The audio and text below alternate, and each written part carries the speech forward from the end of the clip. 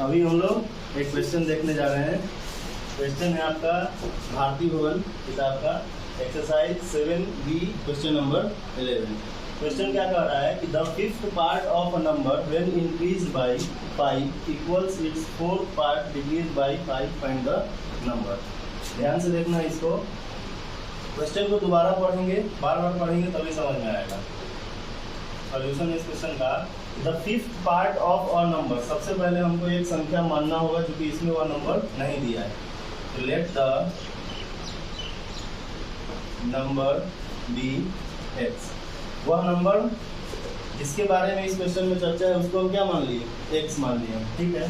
अब according to question क्या कह रहा है प्रश्न में कि the fifth part of a number, fifth part, fifth को हम क्या लिख सकते हैं, फिफ्थ जो है इसको 1/5 लिखा जाता है।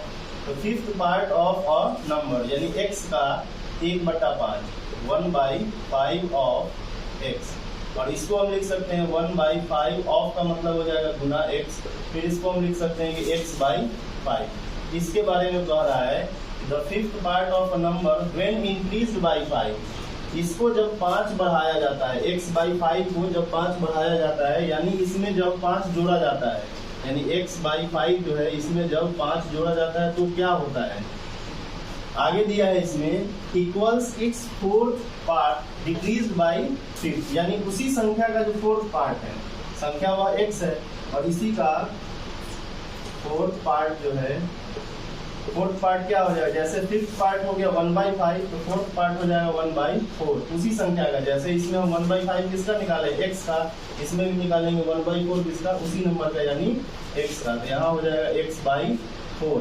अब फोर्थ पार्ट के केस में क्या कह रहा है कि equals it's fourth part decreased bye 5, इसमें से 5 घटाया जाता है, यानी x/4 जो है इसमें से क्या घटाया जाता है, 5। ये दो सिचुएशन हुआ और प्रश्न में क्या कह रहा था कि फिफ्थ पार्ट में से, फिफ्थ पार्ट में जब हम 5 जोड़ते हैं तो जो संख्या आता है वह बराबर किसके होता है, फोर्थ पार्ट, उसी संख्या का जो 1/4 है उसमें से जब 5 घटाते हैं तो जितना आता है वह दोनों आपस में क्या होता है, बराबर होता है। यानी यह दोनों क्या है, आपस में बराबर है। According to question x/5 + 5 is equal to x/4 - 5।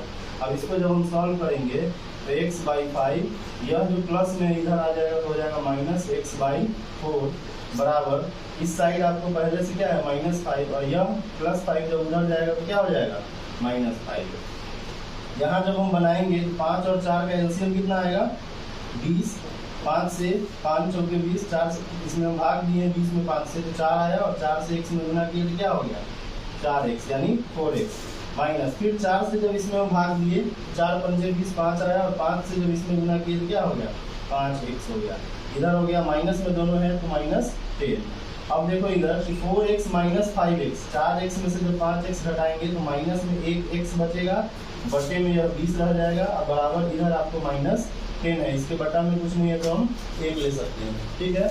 अब उसके बाद -x इधर रहने दिए और इधर आपको -10 बटा 1 जो है, इधर आप जो देख रहे हैं कि यह भाग में है 20, जब उस तरफ जाएगा तो क्या हो जाएगा, गुना में चला जाएगा 20, ठीक है। इसके बटा में कुछ नहीं तो हम 1 ले सकते हैं, 1 नहीं भी ले तो कोई दिक्कत नहीं, जानकारी के लिए जिसके नीचे कुछ नहीं है वहाँ हम क्या ले सकते हैं 1। अब इसके बाद देखिए कि -x इज इक्वल टू, इस दोनों को जब हम गुना करेंगे कितना आएगा -200, 10 में माइनस है और यह 20 है तो 20 नहीं 200 हो गया और -1 में है इसलिए माइनस है। अब दोनों तरफ जब माइनस रहेगा तो खत्म हो जाता है, कैंसिल हो जाता है, या इसको हम ऐसे भी कर सकते हैं, इसको लिख सकते हैं कि -1 × x बराबर -200।